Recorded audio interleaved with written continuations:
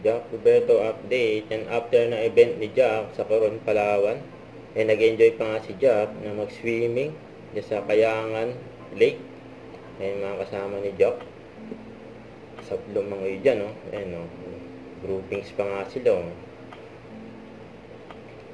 Yan pa yung mga nagpa-picture kay Jack dyan sa Coron, Palawan. Ang dami pa picture kay Jack, Nandyan din sa buffet si Jack. Sarap ng mga pagkain dyan, Coron, Palawan.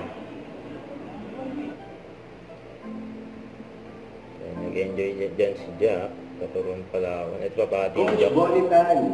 Maligayang kaarawan po sa inyo. Binati niya yung coach ng Norfolk, Batang Gear. Coach po kayo, hindi tayo nabila sa mga practice game namin, pumupunta po kayo. And ngayon na sumusubok po kami na makapagliga, ay lagi rin po kayo nandyan.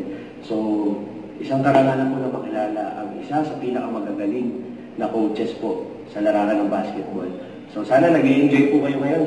Sayang hindi po ako nakapunta at nakapag-beer po sana tayo. Alam ko, favorite mo yan, Coach. Pero babawi po ko next time. Marami pa naman po tayong pagkasamahan. So I wish you all the best, Coach. Good health po palagi sa inyo. And more panalo po sa mga games. So God bless you always po. Yun, Huwag kalimutan mag-subscribe. Click ang notification bell para ma-update po ang future reaction vlog. Bye guys. Thank you for watching.